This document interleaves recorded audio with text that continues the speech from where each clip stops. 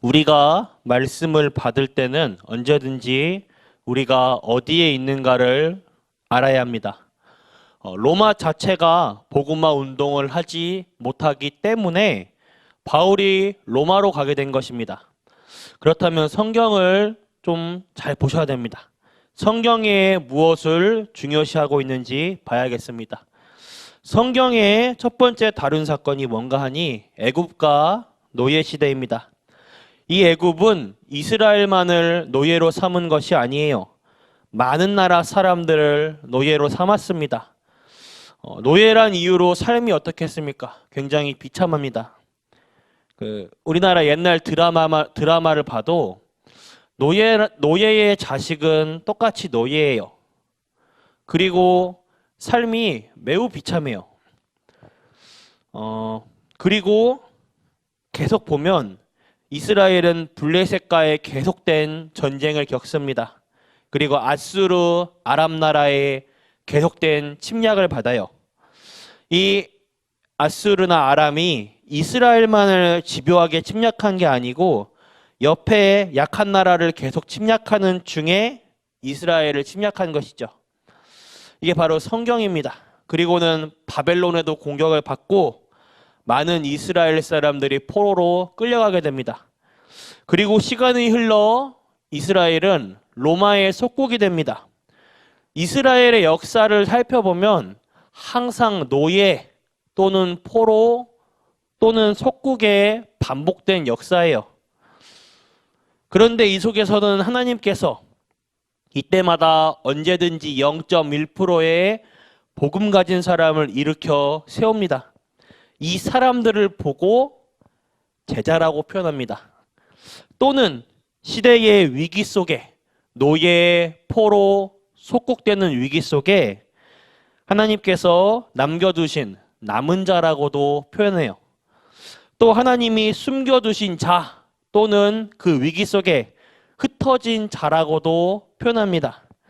성경의 굉장히 중요한 단어예요. 하나님은 여기에다가 모든 것을 쏟아부으십니다. 하나님은 렘넌트 운동, 남은 자 운동을 하려고 하십니다. 자, 그러면 우리가 이게 본문에서는 로마로 가는 길을 보아야 합니다. 첫 번째로 로마로 가기 이전 사도행전 19장 21절에 바울의 고백입니다. 이건 특징이 사도행전 1장 14절에 마가다락방에 일어난 그대로의 역사예요. 지금도 우리가 가져야 될 힘이 이 힘입니다. 사도행전 1장 1절, 3절, 8절의 언약을 붙잡고 14절의 마가다락방 현장에서 오로지 기도할 때 사도행전 2장의 역사, 성령의 역사가 일어나게 되죠. 우리는 어떤 배경을 가지고 있느냐, 여기에 어떤 배경을 가지고 있냐 하니까 사도행전 19장 21절은 바울이 제1차, 2차, 그리고 사도행전 19장은 3차 전도 선교 여행을 마칠 때입니다. 무엇을 말하는가? 3차 전도 여행의 끝이 무엇으로 끝나는가? 그 유명한 두란노 운동이 일어나는 것이에요. 한마디로 제자들이 이미 다 준비되어 있을 때입니다. 바울이 로마로 가기 전에 이미 제자들을 완벽하게 준비해 놨습니다. 우리 성도님께서 힘이 없는 것처럼 보이지만 하나님께서 이미 우리 성도님들에게 모든 준비를 시켜 놓았습니다. 이때 바울이 이 언약을 잡고 얘기한 것이 로마도 보아야 하리라. 사도행전 19장 21절에 바울이 한 얘기입니다. 언제든지 여러분들이 말씀을 붙잡을 때에 말씀의 흐름을 잘 붙잡아야 돼요. 그리고 두 번째로 로마로 가는 과정입니다. 사도행전 23장 11절이에요. 바울은 제일 좋은 방법을 선택하였습니다. 법정에 선 것이에요. 법정에 섰는데 이스라엘 나라의 모든 지도자들이 주목하고 있는 것입니다. 여기에 바울이 또 복음을 얘기해요. 아예 들으라는 식으로. 그러면서 바울이 나는 죄가 없다 이렇게 얘기하지 않습니다. 로마에 가도록 해달라 이렇게 얘기합니다. 쉽게 말하면 우리말로 법정 용어로 상고한 것입니다. 그때 재판관이 한 말이 있어요. 이해가 안 되거든요. 재판관이 볼 때는 재판관이 베스도라는 재판관인데 이 사람이 바울을 볼 때는 도무지 죄가 없어요. 예수 그리스도의 십자가 죽으심과 부활에 대해서만 얘기하는데 이것이 베스도가 볼 때는 범죄 행위가 아니에요. 바울을 그때 법정에 앉혀놓고 잡아가지고 세워둔 그 유대인들만 눈에 불을 켜고 입에 막 거품 물고 이러는 거지, 그 제3자인 베스도 재판관이 볼 때는 아무 문제 없거든요. 재판관은 무죄라고 했습니다. 바울을 볼 때, 이 사람 볼 때 아무 죄가 없다, 무죄다. 그런데 바울이 그럽니다. 아니다. 로마로 보내달라. 그 당시 이스라엘이 로마에 속국되어 있으니까 로마 시민권을 가진 바울이 그것을 역이용한 것입니다. 그때 당시 베스도 법관 그리고 세상 사람들은 도저히 이해가 안 되는 상황이죠. 그리고 세 번째로 로마로 가게 됩니다. 이 로마로 가는 것은 굉장한 증거를 하나님께서 주시는 것입니다. 사도행전 27장 24절 본문입니다.